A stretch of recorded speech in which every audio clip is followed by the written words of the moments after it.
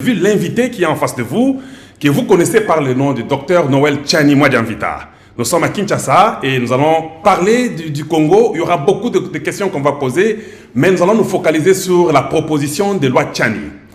Et puis, partager ce message. Ça a à voir avec le Congo. Ah, donc, Bossala est fort, beau partager, Batouba Yoka, Yemoko Aza Awavandi. On va poser des questions. Il y aura des questions pertinentes et il va essayer de nous éclairer, nous tous, pourquoi nous parlons de la proposition de loi Tchani, pourquoi elle est importante. Voilà ce que nous allons faire. Aimez notre vidéo, partagez cette vidéo avec un plus grand nombre. La plus bonne chose, nous sommes sur Facebook, nous sommes sur Twitter, nous sommes sur TikTok, nous sommes sur Instagram, nous sommes sur YouTube que nous faisons comme émission présentement. Alors voilà, nous allons commencer notre émission. Et n'oubliez pas de partager, c'est la chose la plus importante. Nous parlons avec Dr Noël Tchani ici, mais si vous ne partagez pas, écoutez le canal Gonabino. L'essentiel, c'est de donner à beaucoup de gens et puis abonnez-vous à la chaîne Kalonji TV et puis devenez membre du club Kalonji TV. Présentement, nous allons rapidement parler avec... Bonjour Dr Noël Tchani. Bonjour, merci de me recevoir sur Kalonji TV. Merci, nous sommes contents de vous avoir chez nous. Nous sommes venus et voilà, nous sommes en face ici. Parlez-nous de vous d'abord. Ces jours, comment vous portez, comment vous allez, la santé, ça va? Je me porte comme un charme. La santé est très bonne, Dieu merci. Voilà. Donc, je n'ai pas de préoccupations de ce côté-là, mais plutôt j'ai des préoccupations sécuritaires. Pourquoi? Parce que je suis tout le temps menacé. Je reçois des coups de fil à des heures tardives, des gens qui me promettent de pouvoir me découper en morceaux. Mais je leur dis, vous avez tué Simon Kimbangu et Patrice Emery Lumumba. L'histoire ne s'est pas arrêtée là-bas. Les Congolais reviennent toujours pour défendre leur pays. Et je vais défendre la République démocratique du Congo jusqu'au bout. Voilà, voilà. Bon, est-ce que l'État est dans l'obligation de vous donner une protection?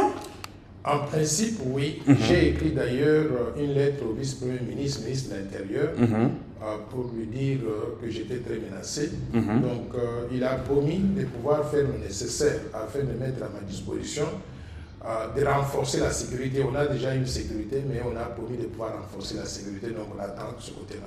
Voilà, on en profite. Que dites-vous de la nomination du ministre Peter Kazadi dont vous venez d'évoquer? Bon, le gouvernement qui a été mis en place répond aux impératifs que seul le président de la République connaît. Moi, je n'ai pas de commentaires sur les membres du gouvernement individuellement. Tout ce que je peux dire qu'en tant que républicain, je souhaite toujours bonne chance à mon pays et à ce gouvernement aussi. Voilà, là c'est en tant que républicain, mais vous n'avez pas un... Je n'ai pas de commentaires sur les individus, parce que si je commence à parler de tel individu, il faut que je parle de l'autre, et ainsi de suite. Et on n'a pas le temps pour ça. Donc moi, j'attends que le gouvernement puisse nous donner des résultats que le peuple congolais souhaiterait avoir. Voilà, d'accord. Entrons dans notre débat directement. La proposition de loi Tchani. Mais nous avons entendu Monseigneur Ambongo dire que c'était une loi qui divisait le Congo. Il a appelé ça la soi-disant proposition de loi Tchani, c'est la loi de la congolité. Qu'en dites-vous là-dessus? Vous savez, j'ai une relation particulière avec le cardinal Ambongo, étant donné que, d'une part, je suis catholique pratiquant. Quand j'étais aux États-Unis, dans mon église à Potomac, Maryland, j'ai travaillé comme ministre eucharistique. Donc pendant les dimanches, pendant les messes de dimanche, je célèbre la messe avec les prêtres. Je fais la première ou la deuxième lecture, ou bien aussi, je donne la communion. Donc je suis ministre eucharistique ordonné par le cardinal de Washington. Donc de ce point de vue-là, j'ai un respect religieux à l'égard des autorités religieuses de mon église. Ce qu'ils disent, je m'incline.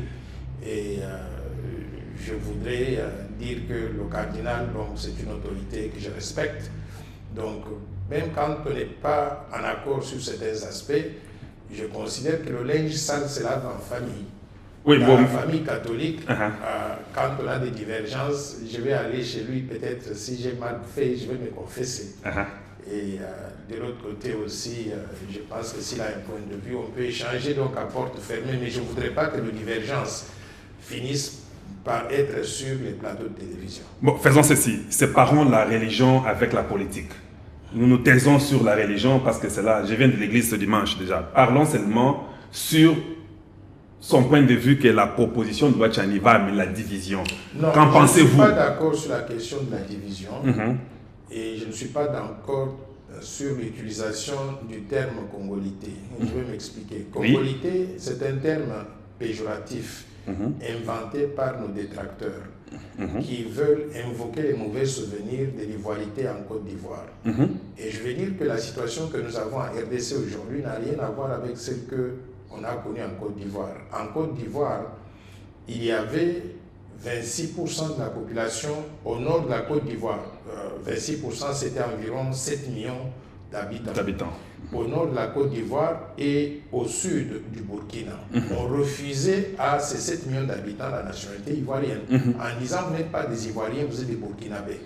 C'est ça qui a provoqué la guerre. Quand vous refusez la nationalité à 7 millions de personnes, c'est quand même beaucoup de gens, c'est tout un pays. Et cela ne peut pas impliquer pour ceux qui s'appellent Banyarwanda, c'est pas la même chose vers l'Est? Non, c'est pas du tout la même chose ici. Dans le cas de la RDC, la loi Tchani que nous avons proposée avec Honorable Nsingi Poulou Servo Pichou ne refuse la nationalité congolaise à personne. Voilà. Bien au contraire, au lieu de refuser la nationalité à un ou deux Congolais, nous redonnerons la nationalité à 15 millions de Congolais. Je vais m'expliquer. Vous savez que la loi a deux composantes. D'une part, le verrouillage des postes de souveraineté. Et de l'autre côté aussi, le changement du principe de l'exclusivité de la nationalité congolaise à celui de l'irrévocabilité de la nationalité congolaise. Par ce mécanisme-là, tous les Congolais, surtout ceux qui sont dans la diaspora, qui ont perdu la nationalité congolaise, parce qu'ils ont opté pour la nationalité du pays de résidence pour être en mesure de travailler là où ils résident. Tous ces Congolais-là, nous allons leur redonner la nationalité. Ça veut dire qu'aucun Congolais ne doit perdre la nationalité congolaise. Ils redeviendront Congolais. Et ces Congolais sont destinés à combien? 15 millions d'entre nous. 15 millions d'habitants qui vont recouvrer la nationalité congolaise et qu'on va ajouter à la population actuelle de la RDC qui est de 107 millions d'habitants. Donc, vous voyez qu'au lieu de diviser, c'est nous qui réunissons. À travers cette proposition de loi, on va réunir les 15 millions et la population congolaise que nous avons aujourd'hui. Donc, on aura 107 millions plus 15 millions d'habitants. Donc, au lieu de parler de la division, moi je dirais, nous parlons de la réunification. Donc, c'est le contraire de ce que ceux qui soutiennent la thèse de la division sont en train de... Donc, si je comprends bien, vous voulez aider qu'on redonne la nationalité d'origine à ces Congolais-là. Exact. Tous ceux qui sont des Congolais d'origine ne doivent pas perdre la nationalité congolaise. Même s'ils sont allés à l'étranger et qu'ils ont pris la nationalité américaine, française, belge, italienne et consorts, ces gens-là, ils restent toujours Congolais dans leur cœur. Ils n'ont jamais demandé d'ailleurs de renoncer à la nationalité congolaise. On les a mis devant le fait accompli en disant, tiens, vous voulez vous mettre en ordre dans le pays de résidence où vous prenez la nationalité pour être en mesure de travailler là-bas. Par conséquent, vous n'êtes plus donc Congolais. Moi, je pense que it's bologna, comme on dit en anglais. Pourquoi? Parce que ces gens-là restent Congolais. Et même quand ils ont ces nationalités étrangères-là, ça sert le Congo. Pourquoi? Parce qu'ils travaillent, ils gagnent un salaire, ils supportent leur famille dans les pays de résidence, ils gagnent de l'argent supplémentaire qu'ils envoient tous les mois par Western Union aux familles qui sont restées au Congo. Donc ce sont nos héros en réalité, des gens que nous avons envoyés à l'étranger ou qui sont partis d'eux-mêmes et qui sont au service du Congo. Donc en leur redonnant la nationalité congolaise, qu'est-ce que nous gagnons? Nous gagnons des ressources humaines de qualité. Parce que tous ces Congolais-là, ils habitent des pays la plupart des temps développés, où ils ont eu accès à l'éducation de qualité, où ils ont eu accès à l'expérience professionnelle de qualité, donc à des expertises bien spécifiques dans des domaines de qualité. Par conséquent, quand on va les reprendre, les réintégrer à la population congolaise, ce sont des ressources humaines qu'on peut utiliser pour le développement de notre pays. Ça, c'est un.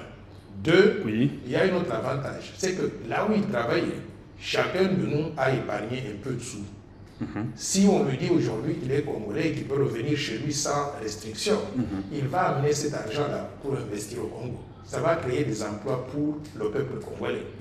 Donc, en plus de cela, le fait de se sentir encore congolais, ce sont nos ambassadeurs. Partout où ils sont, ils défendent le Congo. Dans tous les milieux, ils font du lobby pour le Congo. Par conséquent, je ne vois que des avantages de cette mesure-là, de l'irrévocabilité de la nationalité congolaise en reprenant ces Congolais pour qu'ils redeviennent Congolais encore comme avant. Voilà, mais il y a les gens qui disent que Dr Noël Tchani, ça c'est sa politique, parce qu'il sera candidat aux élections de 2023.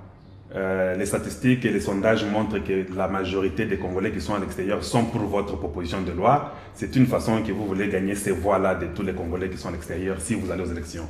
Il faudrait que les gens fassent la distinction entre des intérêts personnels et ceux qui profitent au pays. À supposer que tous les Congolais de la diaspora votent pour moi. D'ailleurs, je voudrais vous remercier pour ça. Mais je cherche aussi à voir tous les Congolais de l'intérieur qui puissent voter pour moi. Pourquoi? Parce que quand ils comprennent qu'on va verrouiller les fonctions de souveraineté, jamais notre pays n'a été protégé comme ce que nous proposons à travers cette loi ici. Donc les Congolais de l'intérieur, j'essaie aussi de les gagner en proposant donc une loi qui, moi je pense, va faire la différence. Donc, abandonnons l'analyse qui est basée sur des aspects individuels et regardons ce que la loi apporte au pays en tant que République démocratique du Congo. Et je pense que grosso modo, cette loi est bonne pour les Congolais de l'intérieur, elle est bonne pour les Congolais de la diaspora, elle est bonne pour la République démocratique du Congo en tant que pays. Il y a ceux qui disent que la proposition de loi Tchani, c'est la main gauche du président Tshisekedi, que vous êtes dans une même cabale où vous faites ça pour éliminer les gens comme Moïse Katumbi, ceux-là qui veulent aussi devenir candidats. Donc Tshisekedi vous utilise, où vous devez faire passer cette loi-là pour finalement lui donner la passe comme il est votre frère Kassayan. Mais je pense que les gens font beaucoup d'amalgame. D'un côté, ils disent que je fais ça pour gagner les voix de la diaspora. Donc si je gagne les voix de la diaspora, c'est que je suis concurrent de Tshisekedi. Pourquoi est-ce qu'il m'utiliserait, moi qui suis son concurrent, pour faire passer une loi qui ne va peut-être pas lui profiter lui? Parce que si tous les Congolais de la diaspora votent pour Noël Tchani, ça veut dire que ça diminue donc les chances de Tshisekedi d'être réélu. Ça, c'est une chose. Mais deuxième chose aussi... Donc, vous voulez soutenir pour dire que comme lui aussi ne veut pas la loi, c'est parce que vous êtes son concurrent, c'est ça peut-être? Non, je n'ai pas dit ça. J'ai voulu juste répondre à ces détracteurs en analysant à haute voix. Mais de l'autre côté aussi, Félix Tshisekedi, c'est le président de la République. Il a, à la présidence de la République, au moins 1000 conseillers. Il a un gouvernement d'au moins à peu près 60 membres. 60 membres du gouvernement. 57, oui, total. Il a un parti politique qu'on appelle l'UDPS, qui a aussi des millions de gens à l'intérieur. Quel est l'intérêt que quelqu'un comme ça, qui a tout ce monde-là, irait recruter quelqu'un qui n'est ni de l'UDPS, ni du gouvernement, ni parmi ses conseillers, pour faire passer une proposition de loi comme ça? Quel est l'intérêt qu'il a? Il n'a aucun intérêt. Par conséquent, je ne crois pas être le plus intelligent que Félix Tshisekedi a identifié, qui soit plus intelligent que tous ses collaborateurs, tous ses conseillers et tous les membres du gouvernement, tous les cadres de l'UDPS, pour penser que je suis la seule personne qui devrait faire passer cette loi. Mes amis, à un moment donné, il faut savoir donner du crédit aux autres. Mais alors, le crédit que je voudrais qu'on puisse me donner, c'est d'avoir imaginé quelque chose que je pense, personne n'avait pensé à cela, quelque chose qui peut être utile à notre pays. Il n'y a personne qui me dicte ce que je fais. Je l'ai dit d'ailleurs à Jeune Afrique tout récemment. Je ne suis pas manipulable. Je ne suis pas demandé à la Banque mondiale. Ils vont vous dire, toutes mes années, 30 années de carrière là-bas, je n'étais pas manipulable. Il est arrivé des moments où, quand je prends position, parfois la Banque mondiale n'est pas d'accord avec, ou beaucoup de personnes ne sont pas d'accord. Et je leur dis, je vais faire ça parce que je crois sincèrement que c'est ça qui est bien dans l'intérêt du pays. Au point de menacer de démissionner de temps en temps sur certains projets où tout le monde donc a dû reculer pour me laisser faire ce que je pense était bon pour ce pays-là. Donc, il n'y a personne qui me manipule. C'est Noël Tchani seul que vous voyez là, qui a conçu cette loi et qui voudrait qu'elle soit mise en œuvre dans l'intérêt de notre pays. Très bien. Je vais ouvrir la parenthèse. Vous dites qu'il y a des millions de gens de l'UDPS, il n'a pas besoin de quelqu'un comme vous. J'ouvre la parenthèse, mais nous avons vu l'Union sacrée hier, le 29. Ils sont venus pour lui. Mais vous dites qu'il dépasse à des millions et qu'il n'a pas besoin de quelqu'un de plus. Tous ces nombres, il peut vouloir vous avoir aussi. Moi, je ne connais pas cette histoire de l'Union sacrée là. Je ne connais pas ce qu'ils sont en train de faire. Je voudrais simplement donc rester en dehors de ça. Je suis en dehors de ça. Pour l'instant, il n'y a personne qui me dicte ce que je fais. Vous n'avez pas signé la charte de l'Union sacrée? Pas signé la charte. On ne vous a pas approché pour la charte de l'Union sacrée? On ne m'a ni approché. Vous êtes fâché parce qu'on ne vous a pas approché? Non, pas du tout. Je ne suis pas intéressé. Vous n'êtes pas intéressé? Je vais vous dire une chose. Une raison personnelle qu'on ne peut pas savoir? Je vais vous dire d'ailleurs, je vois une évolution positive avec cette histoire de l'Union sacrée là. Donc je pense que tous les kabylistes, tous les tshisekédistes tous ceux qui ont géré Mobutistes, tous ceux qui ont géré et dont on connaît les résultats, ils se sont mis ensemble pour créer l'Union sacrée. Je voudrais saluer ça. C'est une famille politique. Et j'ai vu aussi qu'au Katanga, tous les mauvais gestionnaires ou tous les gens de nationalités douteuses, ils se sont mis aussi ensemble. Je souhaiterais que ce soit une famille politique.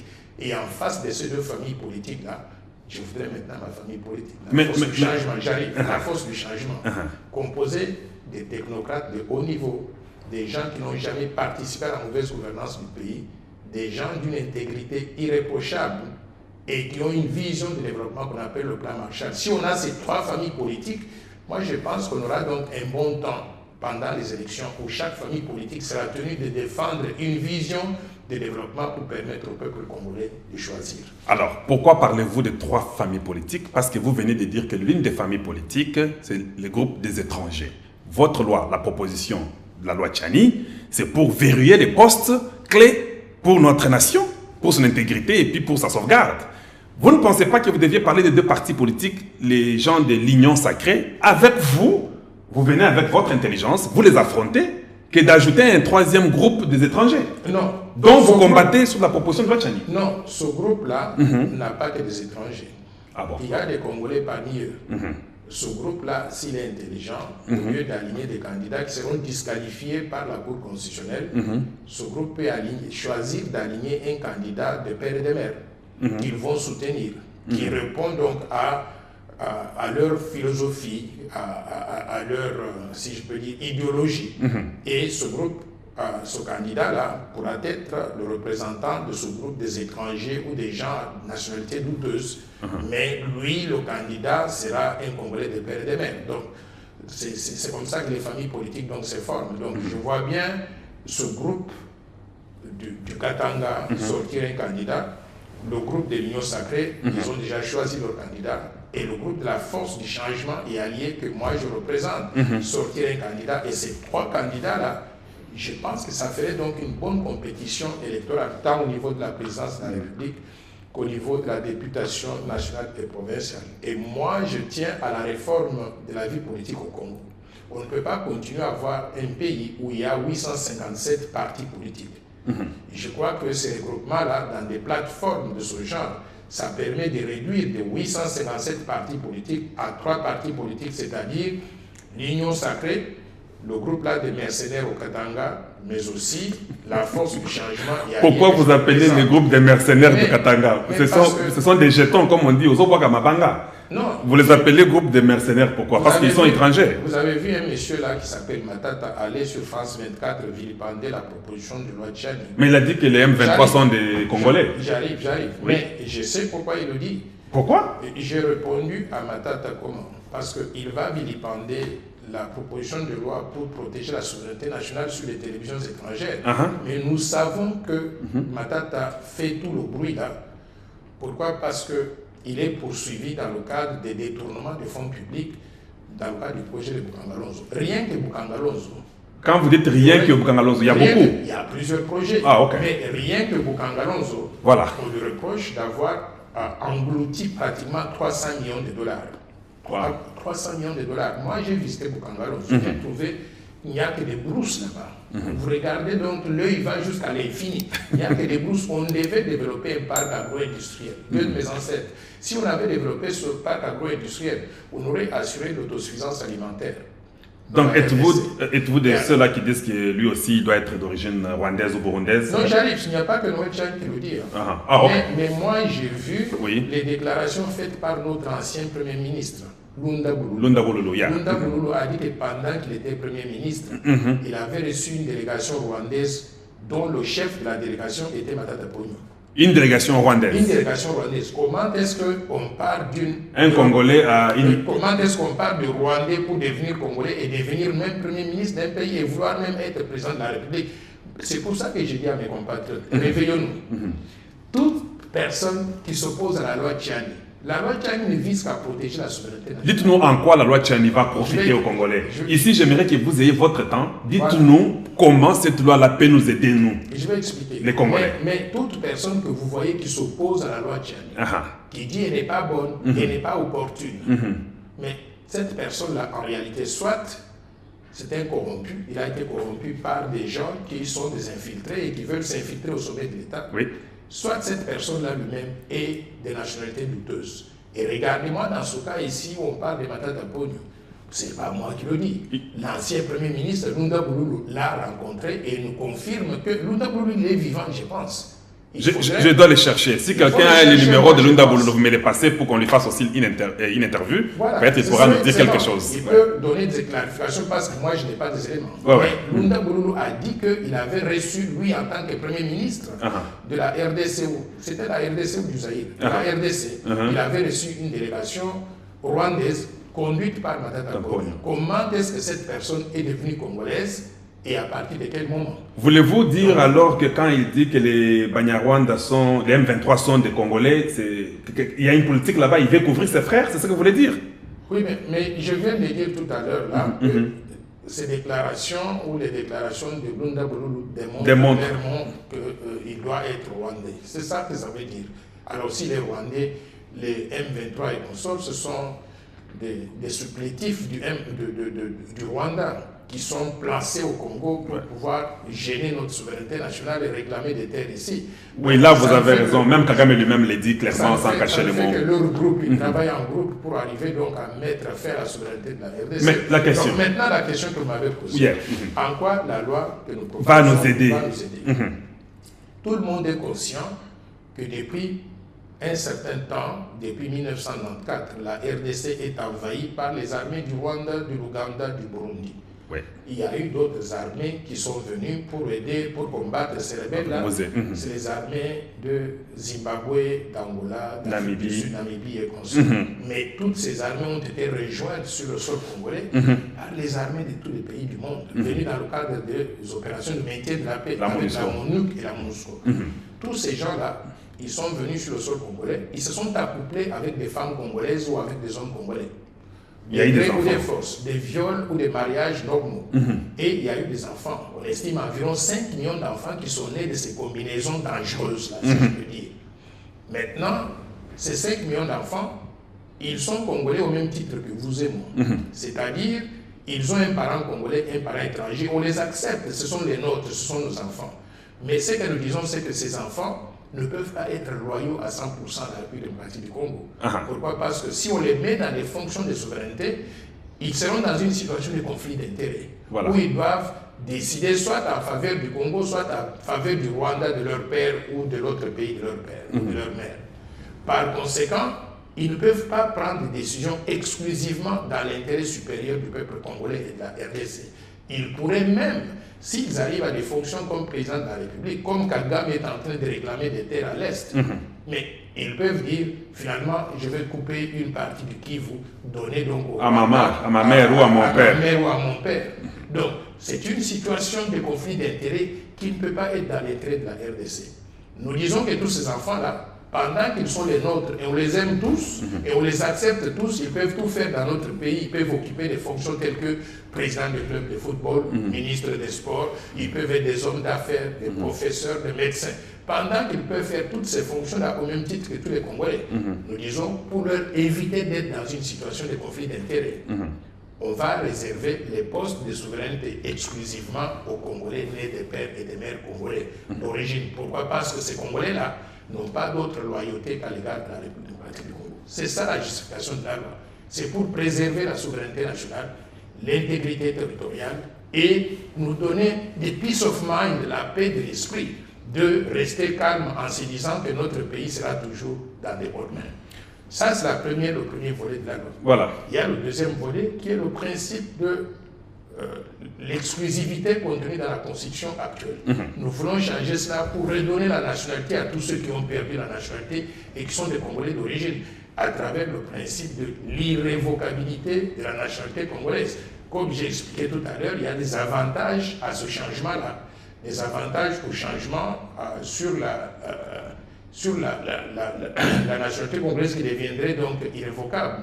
L'avantage, c'est quoi? C'est qu'on reprend nos ressources humaines que nous avons perdues bêtement avec une constitution qui dit que quand vous prenez un papier étranger, vous n'êtes plus congolais.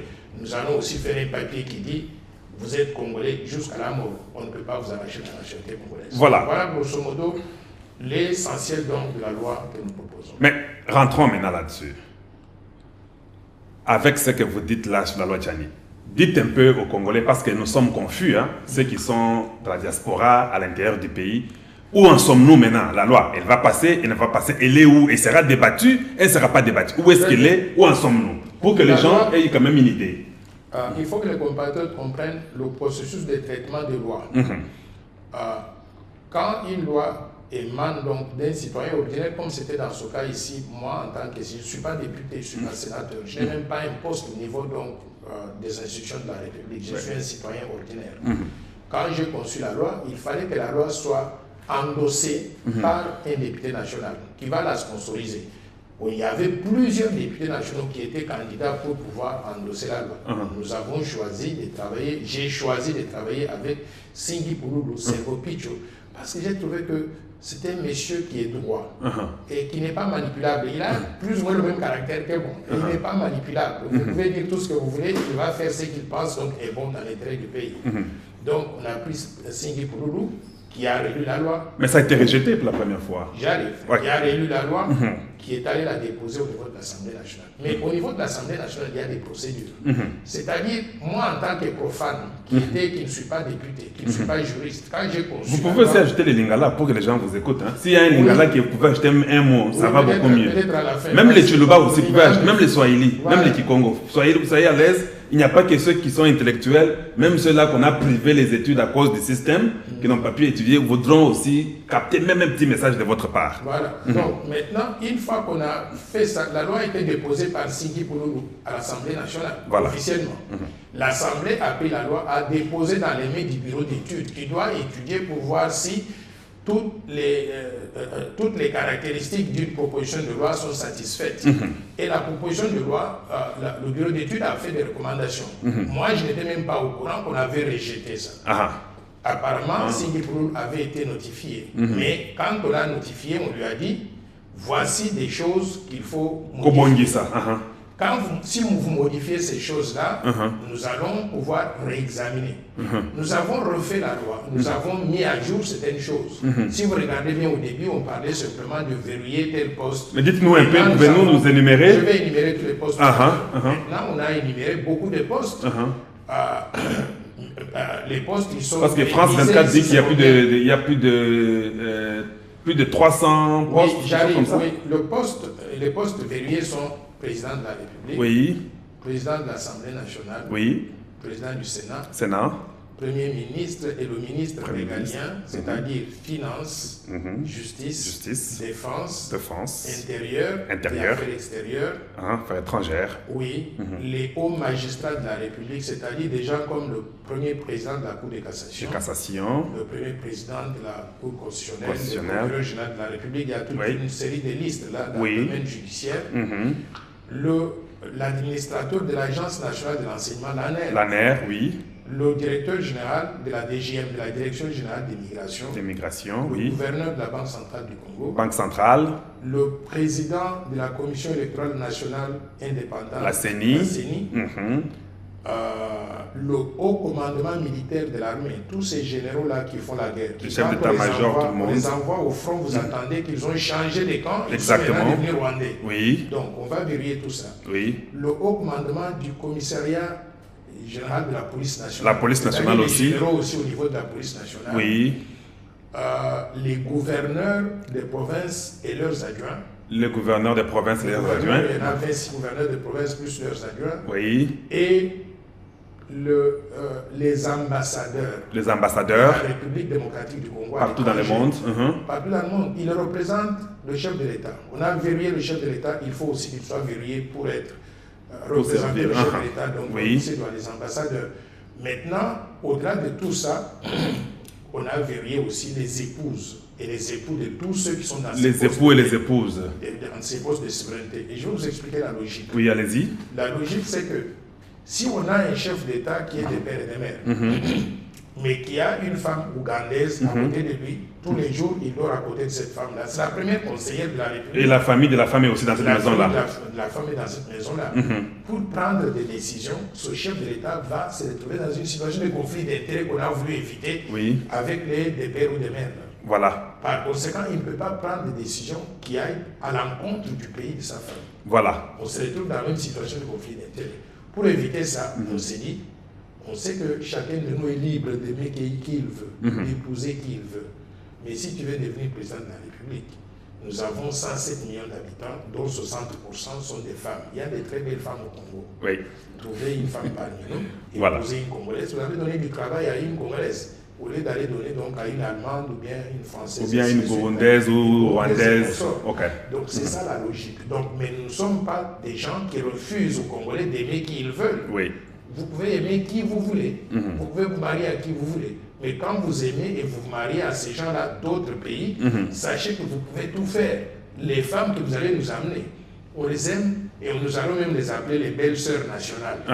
On les aime, mais simplement, vous pouvez tout faire, sauf on ne va pas vous mettre dans une situation de conflit d'intérêts à l'égard du pays de votre femme. Donc là, on vous a dit les bourgmestres, là, ce n'est pas vrai. Hein? On ne va pas verrouiller les bourgmestres. Bon, la proposition que nous, on a faite, c'est limite à ce que je viens d'énumérer. Mais il est possible qu'au niveau de l'Assemblée nationale, parce que beaucoup de gens sont conscients que nous sommes infiltrés à tous les niveaux. S'ils veulent descendre jusqu'au niveau des bourgmestres, et ainsi de suite, ce serait, je ne pourrais qu'applaudir. Mais ce que nous avons proposé, c'est ces postes-là qui sont dans les environs de 250 à 300 postes pour toute la République. Que les Français ont appelé une bombe. Allons-y, évoluons. Une bombe, pourquoi est-ce que c'est vous allez en venir là-bas, mais vous n'avez pas fini. La loi a été remise, vous avez arrangé. La loi a été remise, on a arrangé, on a intégré les commentaires qui étaient faits par le bureau d'études. Oui. Et nous sommes retournés, on a redéposé la loi. Où en sommes-nous maintenant? Maintenant, le bureau a dit que la loi a été programmée. La loi est programmée maintenant pour débat. Pour quand? Pendant cette session ici. La session part du 15, nous sommes quand? Le 15 mars. Au 15 mars. Du 15 mars au 15 juin. Donc la loi sera débattue pendant cette période. On ne sait pas quel jour encore. On ne connaît pas quel jour. Mais moi, je pense que ça va intervenir au courant du mois de mai 2023. Oui, parce que le mois d'avril est presque fini de toute façon. Oui, je pense que ça va intervenir donc incessamment. Donc, mais nous avons aussi appris qu'il y avait les corps diplomatiques qui étaient mettre la pression chez Mbosso. On a dit qu'ils sont partis chez le président Tshisekedi. On a parlé de vous dans les médias Israël, États-Unis pour dire que vous créez la division. Monseigneur Ambongo en a parlé. J'ai vu tous ces ambassadeurs-là de l'Union européenne. D'abord, je voudrais vous dire que quand on avait commencé ce processus, j'avais rencontré les ambassadeurs de l'Union européenne. Et je leur avais expliqué de quoi il s'agissait. Et je suis surpris parce qu'à l'époque, ils m'avaient dit qu'ils ne voyaient rien de mauvais dans ce que je proposais, parce que je leur avais dit quel est ce pays européen-là qui voudrait accepter Noël Tchani comme candidat à la présidence. Voilà. Aucun pays ne peut accepter. Donc, ils ne peuvent pas venir nous demander à nous de faire des choses qu'eux, ils ne peuvent pas faire chez eux. Je suis surpris qu'ils aillent donc s'agenouiller devant le bureau, dans le bureau du président Mbosso pour lui demander de ne pas aligner la loi. C'est antidémocratique. Ils ne peuvent pas demander à une Assemblée nationale, l'émanation du peuple congolais, de faire des choses que le peuple demande pour plaire donc à des Occidentaux. Mais s'il y a la corruption à l'Assemblée, parce qu'on nous a aussi dit que vous, votre problème avec Katumbi, c'est parce qu'il voulait t'embaucher, il te propose moins d'argent. Je vais te dire quoi. Donc, Katumbi, ma valeur à moi, là, elle n'est pas estimée en termes d'argent. Katumbi ne peut pas me corrompre. Quand on termine l'interview, je vais vous présenter quelque chose que j'ai dans ma bibliothèque ici. Un livre qu'un compatriote a écrit sur Katumbi. Le titre du livre, c'est L'art des pieds propres. L'art des pieds propres. Où on présente Moïse Katumbi avec toutes les affaires qu'il a fait à la République démocratique du Congo. Quand j'ai lu ce livre... Donc il a pillé au fait, ce n'est pas son argent. Il n'a pas pillé, il a pillé, sérieusement. Quand j'ai lu ce livre-là, j'ai eu mal au ventre. Je me suis dit, mais mon pays est pillé à ce point-là. C'est inadmissible. Donc, je ne reçois pas... Je vais vous dire une chose. Vous voyez Noël Tchani que vous voyez là. J'ai fait 10 ans dans les banques commerciales à New York. La JP Morgan Chase, pour vous qui êtes aux États-Unis, vous savez ce que c'est. C'est la plus grande banque dans le monde. Mais parce que les gens disent que Oza Yuma, Yo Moni, Noël Tchanazo, Salamosalate, Azana Kisasa, il ne fait rien. Comment il vit, comment il paye les loyers, comment il mange, il a un véhicule, il se déplace comment. Azouagambongo peut-être à Tshisekedi ou bien Azan problème dans Moïse pour les amouquer au bateau proposé. Je vous ai dit que j'ai travaillé dans les banques à New York pendant 10 ans. Parmi ces banques-là, la JP Morgan Chase, qui est la plus grande banque d'Armon, on m'a appris les règles d'éthique. Je connais comment éviter les conflits d'intérêts. Je connais qu'il y a des choses que je peux faire et des choses que je ne peux pas faire pour être un professionnel intègre. Après avoir terminé là, je suis allé à la Banque mondiale. J'ai fait 30 ans à la Banque mondiale. J'ai appris les mêmes règles d'éthique là. Donc, j'ai intériorisé certaines façons de travailler qui ne sont pas des façons congolaises. Je suis très sensible aux questions de corruption, détournement des fonds publics, prédation des ressources naturelles. Et je vous répète, mes chers compatriotes, regardez-moi en face. Je n'ai jamais été corrompu. Je n'ai jamais reçu un seul centime de la part de qui que ce soit pour faire quelque chose qui ne réponde pas à ce qui doit être fait. Katumbi ne m'a jamais corrompu, il ne me corrompra jamais et je n'ai pas besoin de son argent. Voilà. L'argent qu'il a acquis de façon malhonnête, là, je vois comment on distribue ça à gauche à droite. Ça va finir d'ailleurs. Ça va finir pourquoi? Parce que quand l'argent mal acquis... Mais Kamitatou dit que vous les suivez. Ils sont de la classe de noblesse. Hein. J'ai lu un tweet comme ça. J'ai lu ce tweet là. Oui, quelque chose comme ça. Que vous étiez en train de vous approcher. Des nobles. Congolais. Je voudrais dire à Olivier Kamitatou, au Congo, là, tous les Congolais sont les mêmes. Si lui pense qu'il fait partie d'une classe différente des nobles, et que nous, les Congolais, nous sommes des esclaves. Parce que quand on a des nobles, on a aussi des esclaves. Et donc, des nous, pauvres. les Congolais, nous sommes des pauvres, nous sommes des esclaves. Voilà. Je voudrais déplorer ce langage-là. Voilà. Donc, ce camp-là, je crois qu'il se considère. Ce sont les mêmes personnes-là qui vont sur les France 24 et RFI pour dire que la loi de Tchani, c'est une loi raciale. Mais vous avez déjà vu un parti politique qui parle du racisme dans un pays où tous sont des métis. Et quand vous regardez le leadership de ce parti ensemble là pour la République, tous ce sont des métis. Voilà. Ils se considèrent eux d'une autre classe, de nobles par rapport à nous les esclaves congolais. Mais ils sont noirs, les métis sont des noirs, non? Ils n'ont pas honte, apparemment ils ne se considèrent pas comme des noirs. Quand ils considèrent que lui il est noble, donc c'est que nous autres les noirs, nous sommes les damnés de la terre. Voilà. Je voudrais déplorer ce langage-là. Je voudrais lui rappeler que tous les Congolais sont les mêmes. Et nous on les accepte, même eux qui sont des métis. Voilà. On les accepte.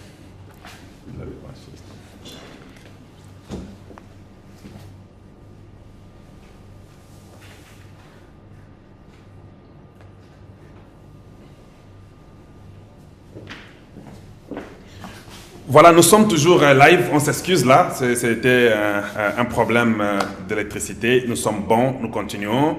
Ici, nous posons toutes les questions. Il nous reste pratiquement, je dirais, une quinzaine de minutes. Mais on dit aussi que le problème des... Il y a aussi des intelligents qui ne sont pas des pères et des mères. Il y a des gens très intelligents. Est-ce qu'il faut seulement être de père et de mère pour diriger le Congo? Je répète que la loi Tchani ne refuse personne. Voilà. Nous voulons mobiliser toutes les ressources humaines. Comme je vous ai dit tout à l'heure, nous voulons réunifier le Congo, prendre les Congolais de la diaspora, les ajouter aux Congolais de l'intérieur. Dans les Congolais, nous avons les Congolais des pères et des mères, les Congolais des pères ou des mères, des étrangers naturalisés congolais ou des apatrides, c'est-à-dire des enfants chinois ou japonais ou de n'importe quel pays qu'on a ramassé dans la rue, on ne connaît pas d'où ils viennent, ils sont sur le sol congolais, on les accepte comme congolais. Nous voulons que chacun évolue dans un secteur où il peut apporter une contribution positive au développement du pays. Donc on accepte tout le monde, on ne refuse personne. Nous disons simplement que pour des raisons de loyauté au pays, pour sauvegarder notre souveraineté nationale, notre indépendance nationale, le Congo doit être géré dans certains postes par des Congolais dont nous sommes sûrs de la loyauté à l'égard du pays, c'est-à-dire les Congolais des pères et des mères. Mais tous les autres, là, on reconnaît qu'ils peuvent être très intelligents, ils peuvent être très brillants. Voilà. S'ils sont intelligents, qu'ils évoluent dans des secteurs qui sont bien spécifiques et qui leur sont ouverts. Je donne l'exemple. Moi, j'ai vécu aux États-Unis pendant pratiquement 40 ans. Et on dit que vous êtes américain de toute façon. Ils peuvent dire ce qu'ils veulent, mais cette allégation a été faite avant les élections de 2018. Et il y a eu des enquêtes qui étaient menées. La Cour constitutionnelle, la CENI, la DGM, tout, ils se sont réunis et ils ont trouvé que c'était des allégations qui étaient fausses. On dit que vous avez laissé vos enfants là-bas, vous venez nous embrouiller ici au Congo. J'arrive. Mon fils est là. Vous voyez? Donc si j'ai d'autres enfants qui sont aux États-Unis, c'est normal, ils sont nés aux États-Unis, ils étudient aux États-Unis, je ne peux pas donc remballer tout le monde pour dire. Bien compris. Moi, je ne fais que poser les questions. Ce sont des arguments. C'est important pour des arguments des gens qui sont faibles. Les auditeurs. Les enfants peuvent étudier, tous parents voulaient que ces enfants puissent étudier. Très correct. S'ils sont dans un système où ils peuvent étudier, acquérir des connaissances, je vais vous dire qu'ils finiront par revenir au Congo. Parce qu'ils sont des pères et des mères. Ils sont d'origine. Et ce qui est intéressant, c'est qu'ils sont même éligibles pour être président Donc leur maman n'est pas américaine, n'est pas... Elle est congolaise. Elle est congolaise, bien compris. Voilà. Ce sont des enfants des pères et des mères. On se limite là-bas, parce que ça c'est l'affaire familiale de toute façon. Nous continuons, mais dites-nous un peu une question. Il n'y a pas une semaine ici où on vous entend beaucoup KTB Katoto, tout ça. Qu'est-ce qui ne va pas? Non, il a dit que vous mentez. J'avais accordé une interview. Il a dit que vous mentez. J'avais accordé une interview dans laquelle j'avais dit que quand j'avais rencontré KTB Katoto en Belgique, il m'avait parlé, on avait parlé de beaucoup de choses, mais parmi ces choses-là, il m'avait parlé de l'histoire de sa famille. Et il m'avait dit que sa mère, à lui, KTB Katoto, était une Congolaise de la tribu Bemba. Oh, c'est Bemba? Bemba. Ok. Oui, c'est Bemba. Et que sa mère avait dans la maison une bonne domestique. Voilà. Qui était Bemba aussi, mais de la Zambie. Qui travaillait chez eux. Il s'est fait que, je n'aime pas parler de ces choses-là parce que je suis mal à l'aise, mais il s'est fait que c'est cette bonne-là qui est la mère de Katumbi. Voilà. Par conséquent, lui, KTB, c'est notre compatriote, c'est un Congolais de par sa mère. Et que j'avais bien compris que Katumbi avait la mère zambienne. Et le père, qui est le même père que KTB, qui était grec, italien, israélien. Israélien, oui. Et j'avais dit que Katumbi n'est pas Congolais. Dans tous les sens possibles. Dans tous les sens possibles. Ouais, c'est son frère, son demi-frère qui est quand même de la maman. Aujourd'hui, je pense, si vous voyez la vidéo de KTB, vous voyez bien qu'il est mal à l'aise. Il parle, il ne peut pas regarder la caméra. Voilà, comme vous regardez là-bas la caméra. Voilà, on lui a demandé d'aller démentir ça. Il est venu pour démentir, mais pour démentir, qu'est-ce qu'il a dit? Il veut des preuves de photos. Il dit, je ne connais pas Noël Tchani, je ne l'ai jamais rencontré dans ma vie. Mais moi, j'étais choqué parce que je l'ai rencontré pas une fois, 3 fois successivement. Oh, c'est 3 fois? 3 fois successivement. Il est venu me voir à l'hôtel Conrad à Bruxelles. Il est venu me voir à l'hôtel Zoom à Bruxelles. Voilà. Et on s'est rencontrés à l'hôtel Montgomery à Bruxelles. Donc si vous allez à ces hôtels-là, avec les caméras, vous les verrez. En plus de cela, il m'a invité chez lui à la maison. Donc vous connaissez chez lui? Non, je ne suis pas allé. Il m'a invité, il m'a dit qu'il habite à Anvers. Il a demandé que je puisse le voir, aller lui rendre visite là-bas. Malheureusement, j'ai voyagé le jour suivant aux États-Unis, donc je n'avais pas de temps pour aller chez lui. Et vous l'avez vu dans quel cadre? C'était juste l'amitié congolais? C'était au moment où j'arrangeais le rendez-vous entre M. Katumbi et Etienne Tshisekedi. C'est moi qui ai introduit Katumbi à Etienne Tshisekedi. Donc c'est vous? C'est moi qui l'ai introduit. Mais là j'ai une question pour vous. Une preuve. Donc vous avez introduit... Bon, allez-y d'abord avec la preuve. J'ai même une preuve. Le jour que je devais introduire Katumbi à Etienne Tshisekedi, je l'ai appelé au téléphone, j'ai appelé Etienne Tshisekedi, je lui ai dit, je rentre aux États-Unis demain, je n'ai pas le temps de venir vous revoir encore, mais il y a M. Katumbi qui est ici, qui souhaiterait vous voir.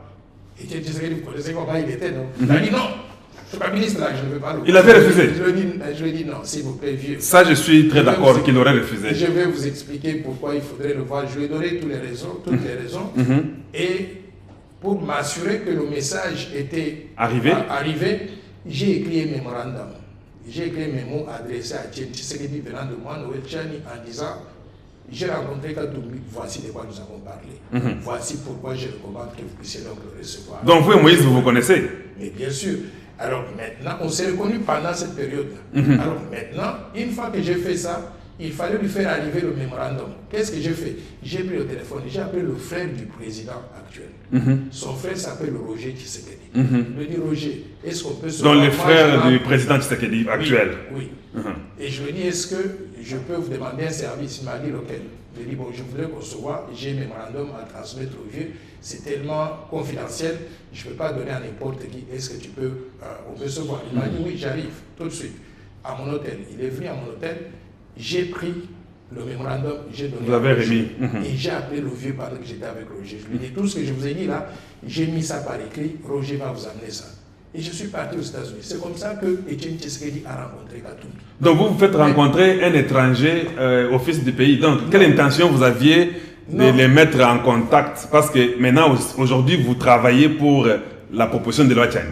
Mais en même temps, vous avez pris ces étrangers-là pour les amener aux Congolais et de les mettre en collaboration. Vous pouvez nous expliquer un peu? Je ne suis pas un xénophobe. Ouais. Je n'ai rien contre les étrangers, voilà. contre les Congolais, moitié-moitié, voilà. ainsi de suite. S'il faut faire quelque chose qui soit dans l'intérêt du pays, je peux faire appel à n'importe qui. Voilà. À un étranger, à un Congolais apatride, à un étranger naturalisé congolais. Mais avez-vous donné les photos à Katebe Katoto? Parce qu'il en a besoin. Il veut les preuves que vous étiez ensemble avec lui. C'était ça la question en fait. Oui, mais on a pris une photo avec Katebe Katoto. J'ai pris cette photo-là, je l'ai publiée aussitôt qu'il avait nié. Voilà. Et la photo a fait donc le tour de toute la planète. Donc, il y avait des photos avec lui, Katebe Katoto, prises à l'issue de ces réunions-là. Il y a une photo que j'avais prise avec Katumbi. Et Katumbi m'avait supplié, m'avait dit, s'il vous plaît, il ne faut pas publier cette photo-là. Pourquoi? Parce qu'il était gouverneur encore. Il était encore gouverneur. Ah, ok, je vois. Il ne veut pas que les autres puissent interpréter ça donc mal. Par conséquent, je n'ai jamais publié. Je respecte. Je suis quelqu'un qui donne, quand je donne la parole. Non, mais la photo est aussi là. Cette photo est là, mais celui qui l'ont publié la semaine dernière. J'ai vu Kamitatou a publié. Non, il y a eu aussi une photo avec Katumbi. Ils ont publié pour embrouiller les gens, pour brouiller les pistes. Soit disant que c'était à une réunion où tout le monde prenait des photos avec tout le monde. C'est faux. Les photos avec Katebe étaient prises à l'issue des réunions que j'ai eues, moi, Noël Tchani, avec Katebe Katoto, où on n'était que deux. Mais peut-être aussi, il faut comprendre votre frère Katebe Katoto, peut-être c'est aussi à cause de l'âge, ça peut arriver qu'il a oublié. Ça, je peux comprendre. Oui, il peut avoir oublié, il a rencontré beaucoup de gens dans la vie. J'espère qu'il est en bonne santé, j'ai vu qu'il était fatigué. Oui. Bon, je lui souhaite un rapide rétablissement. Oui. Je n'ai rien contre lui, mais j'ai voulu juste mettre la pendule à l'heure. Voilà. Je n'accepte pas les mensonges. Dire qu'il ne m'a pas connu, qu'il ne m'a jamais rencontré, c'est faux. On s'est rencontrés 3 fois. Voilà. Et la photo, je l'avais publiée seulement dans ce contexte-là parce qu'il m'a mis au défi en disant qu'il fallait nécessairement que je puisse publier la photo. Si on avait pris une, j'ai publié la photo et ça s'arrête là. Mais j'en profite. Je sais que nous sommes à la fin de l'émission. On est presque là à 1 heure dans quelques instants. Là. Mais une question. Parlez-nous, parce que nous sommes ici chez vous. Le M23, non, les EAC. Avant d'y aller, vous avez posé une question importante, il faut que je réponde. Oui, allez-y. Vous avez demandé, il y a des gens qui se posent des questions, mais Noël Tchani, pour comment il vit. Oui, vous avez échappé à la réponse, vous n'avez pas voulu répondre. Non, je vais répondre, c'est une question Ok, importante. allez-y, nous vous écoutons. Je veux que les gens sachent que ce Noël Tchani a travaillé pendant 10 ans à New York, à la JP Morgan Chase. Quand vous avez fait 5 ans à JP Morgan Chase, ça veut dire que on appelle ça vested. Comment ça s'appelle? Je connais. Pension, quelque chose comme ça. Quand vous atteignez un certain âge, on vous paye à la fin. C'est une sorte de pension. J'ai ça. Mais en plus de ça, j'ai passé 30 ans à la Banque mondiale. Oui. Avant de venir me présenter ici, j'étais directeur résident de la Banque mondiale. J'ai vu que certains illettrés qui disent que j'étais huissier à la Banque mondiale, ça m'a fait rire. Donc j'étais directeur résident à la Banque mondiale. Et au moment où je devais revenir au Congo, la Banque mondiale m'a dit on va vous donner la retraite anticipée. Je n'avais pas atteint l'âge de la retraite. Ils m'ont donné une retraite anticipée. Ça veut dire mon dernier salaire à la Banque mondiale. On me le conserve chaque mois jusqu'à la fin de ma vie. Voilà. Je suis à Kinshasa et j'ai un salaire américain. Voilà. Payé au même titre que les hauts fonctionnaires qui sont aux États-Unis. Voilà. Je suis mieux payé que les ministres congolais. Voilà. Donc je veux que tout le monde sache ça maintenant. Voilà. Donc, je n'ai jamais parlé de ça, mais parce qu'il y a des gens qui parlent, qui disent du n'importe quoi, il faut qu'ils sachent que je n'ai pas besoin d'argent. Je peux vivre correctement jusqu'à la fin de ma vie et je n'ai pas besoin que quelqu'un vienne me soudoyer avec un centime parce que je n'en ai pas besoin. Donc, docteur Noël Tchani est en train de répondre indirectement pour dire, lui ne peut pas être corrompu par les gens comme les Katumbi ou l'argent de la présidence qui se redonne l'argent. Donc, vous foutez votre doigt dans l'œil. Il est responsable. Voilà les termes que moi j'ai pu utiliser et que ça va. Voilà. Maintenant, une autre question avant que je finisse parce que vous êtes là. M23, EAC, qu'en dites-vous? Je vous pose, donc je vais seulement vous entendre. Nos spectateurs vont écouter les EAC, le M23. De toute façon, dites-nous d'abord, est-ce que les M23 sont des Congolais? Faut qu'on commence d'abord par là. Bon, je ne connais pas ces gens-là, Okay. mais tout ce que nous savons, c'est qu'au fil des années, on a constaté que le Rwanda avait comme politique de créer de fausses rébellions contre la RDC. Voilà.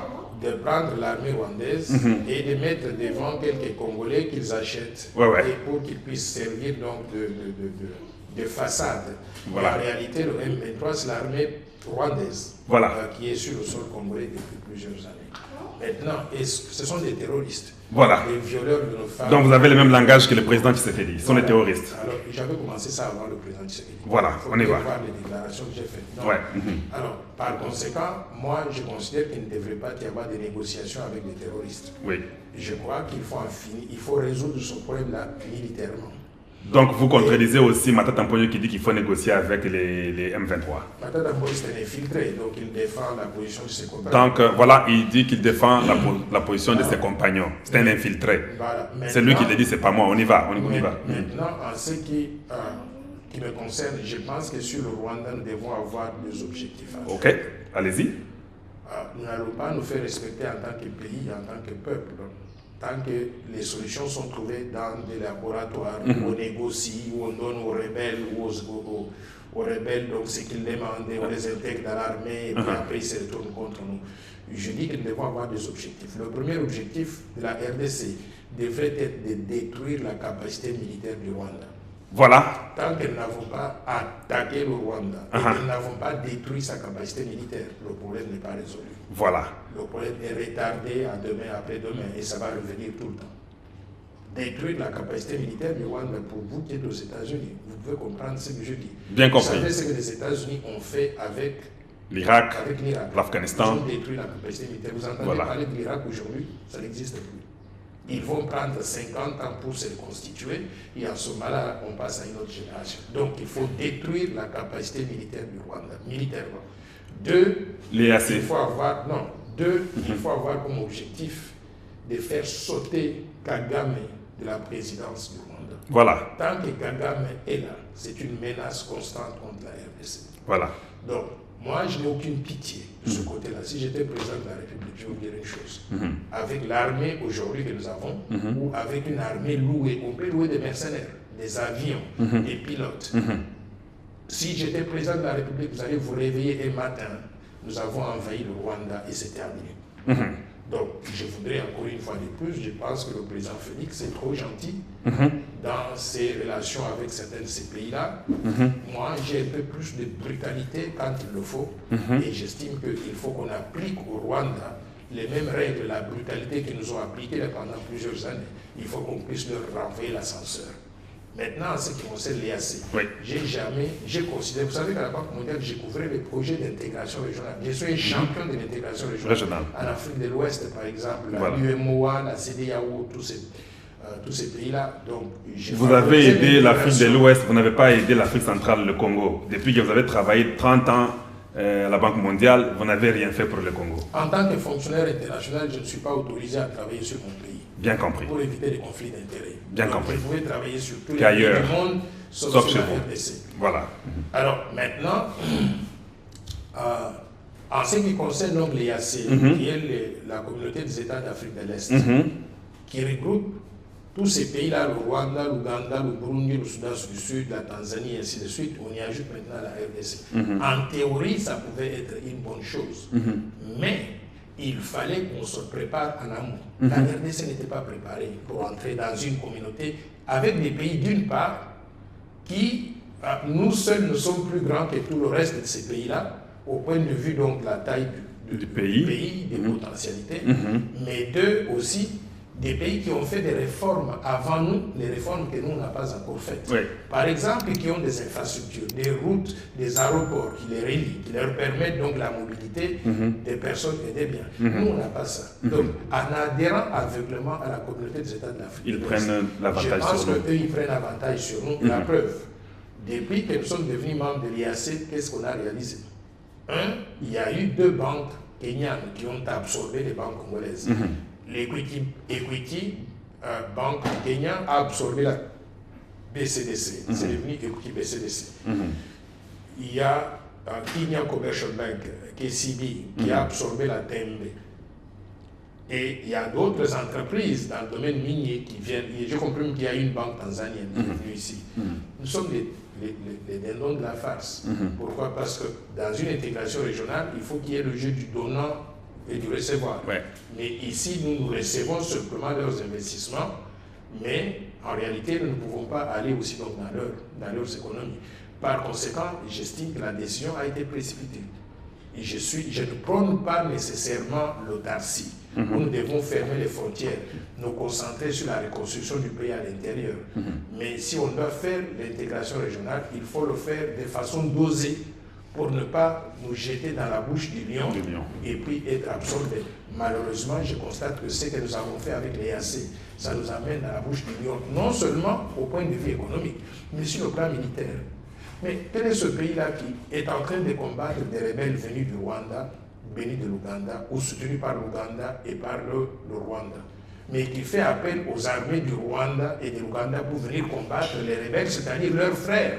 Ils viennent sur le sol congolais. Ils ne les feront pas. Et ils mettent donc la frontière en disant à Bunagana, c'est les troupes donc de l'EAC qui sont à l'intérieur, les FARDC ne peuvent même pas y entrer. Vous savez ce qui est en train de se passer à l'intérieur là? Ils violent nos femmes, ils fabriquent des enfants, et ces enfants-là, demain, ils voudront devenir président de la République du Congo. Vous comprenez maintenant la nécessité de la loi Tchani. Voilà.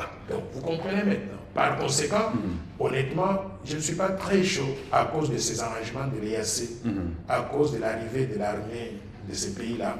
Et je considère que le Congo devait ouvrir l'œil et le bon.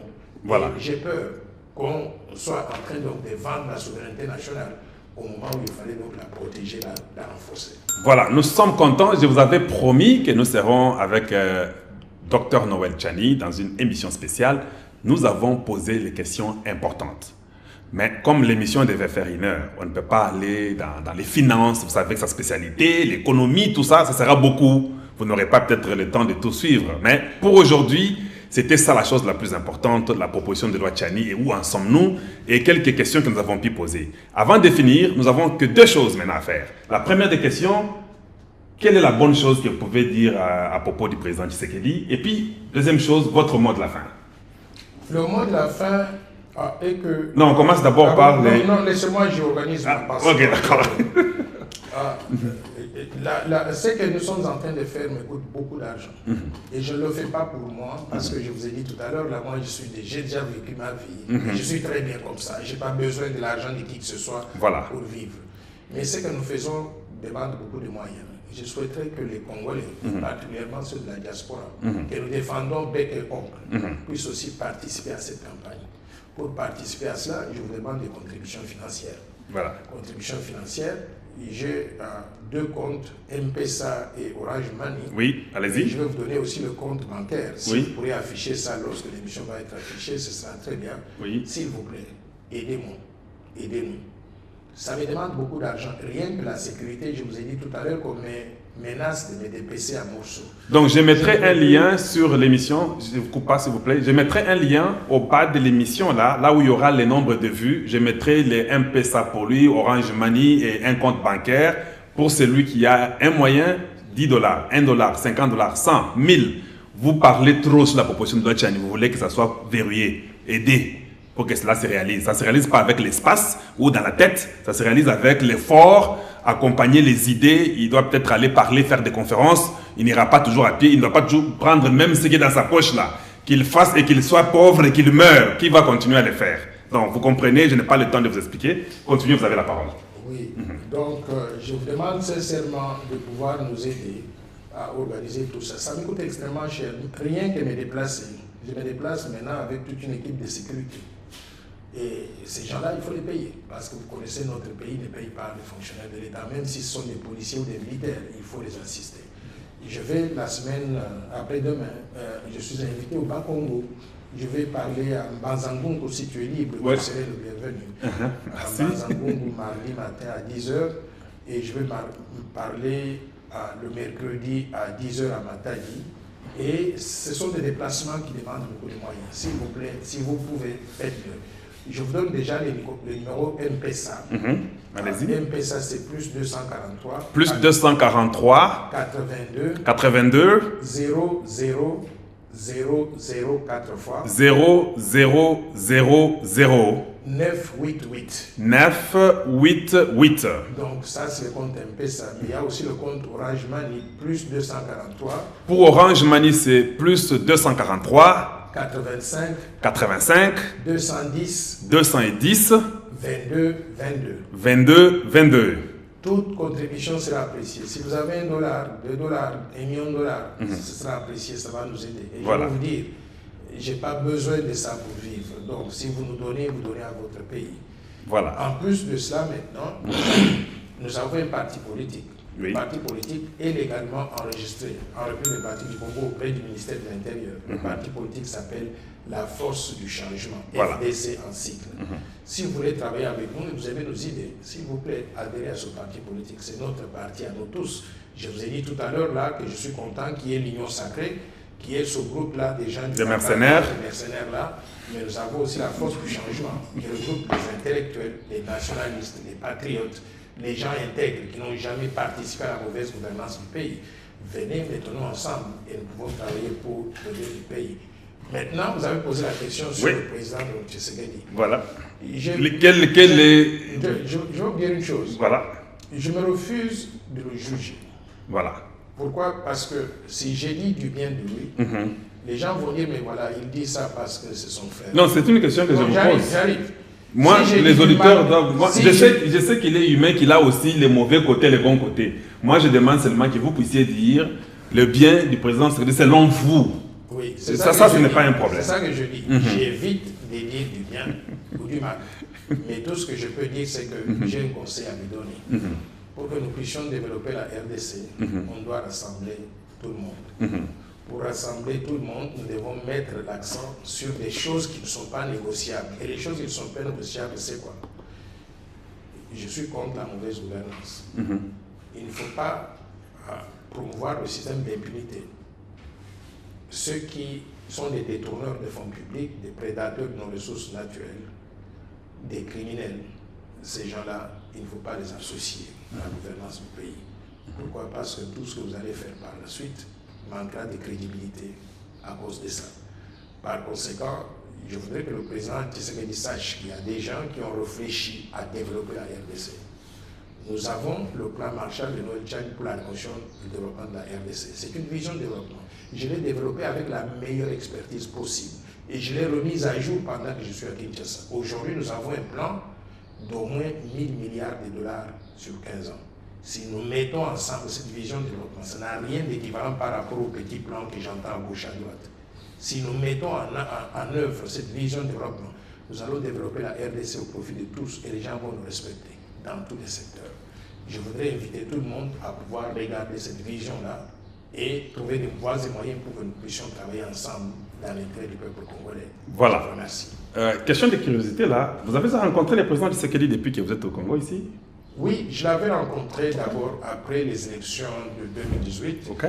Pour le féliciter, moi je suis démocrate, voilà. Républicain. Pour le féliciter, pour lui dire salut, vous avez gagné à votre façon, moi je n'ai pas gagné. Voilà. Et je lui avais remis les 5 volumes du plan Marshall. Voilà, c'est bon. Et je lui avais dit, je vous fais cadeau. Si vous pouvez utiliser quelques idées dedans, tant mieux, ça va profiter au peuple congolais. Et puis ensuite, je l'ai rencontré aussi à l'occasion des consultations nationales, voilà, qui ont donné naissance à l'Union Sacrée. À l'Union Sacrée, je vois. Je l'avais rencontré. Le discours de 6 minutes. Oui, je l'ai rencontré avec les autres candidats à la présidence de la République, les anciens candidats. Et on lui a dit encore une fois de plus qu'on pouvait travailler ensemble dans l'intérêt du pays.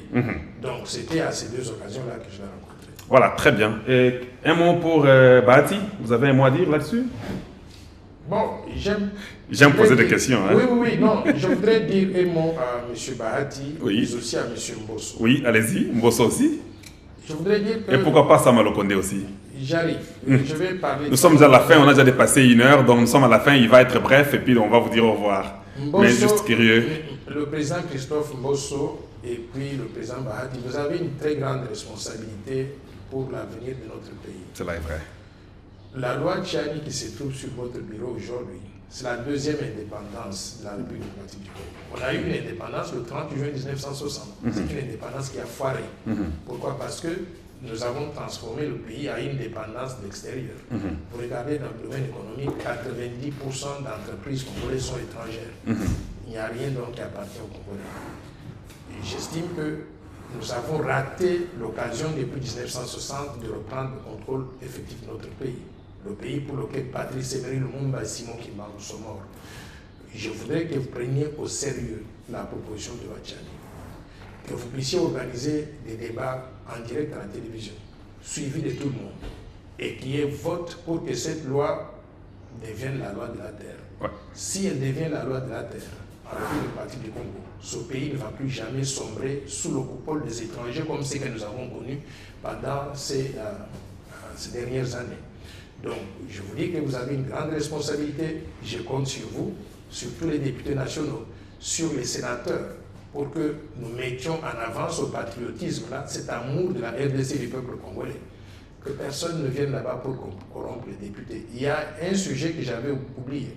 Quand on parlait des ambassadeurs qui allaient ramper dans les bureaux donc, du président de l'Assemblée pour lui demander de ne pas aligner la loi, il y a eu aussi cette dame-là qu'on appelle Bintou Keïta, qui représente donc la MONUSCO, qui va faire des déclarations sur les chaînes internationales, déclarations irresponsables pour dire que cette loi va diviser, elle est plus triviale et beaucoup de choses qu'elle dit. Je voudrais dire à Bintou Keïta que les Nations Unies sont au Congo depuis plusieurs décennies et que nous avons plusieurs pays qui sont membres des Nations Unies. La RDC est membre des Nations Unies, la Zambie est membre des Nations Unies, la Tunisie, l'Algérie, le Maroc. Tous ces pays-là, ils ont la loi de père et de mère chez eux. Et ça n'a pas divisé. Les Nations Unies ne se sont jamais levées contre ça. Aujourd'hui, venir dire aux Congolais que si on adopte la loi de père et de mère, elle va diviser les Congolais, je pense que ce n'est pas honnête. Je demande à Bintou Keïta de ne pas s'ingérer dans les affaires intérieures. Elle doit démentir pratiquement, selon moi, je pense. Okay? Elle doit rester en dehors de ça. Elle était venue au Congo, la MONUSCO, pour rétablir la paix, maintenir la paix et la sécurité. Nous avons tout sauf la paix et la sécurité. Bien au contraire, les casques bleus des Nations Unies vont même tirer sur les Congolais, sur nos compatriotes à Kisindi, tuant à balles réelles. Je souhaiterais que les Nations Unies puissent se regarder dans le miroir sur ce qu'elles font à la RDC. Rester en dehors du domaine de souveraineté, du domaine donc de législatif. Voilà. Pourquoi? Parce que nous voulons mettre en place des lois qui vont protéger notre pays au même titre que la Zambie, la Tunisie et d'autres pays l'ont fait à travers le monde. Par conséquent, je demande à Bintou Keïta, s'il vous plaît, restez en dehors de nos affaires.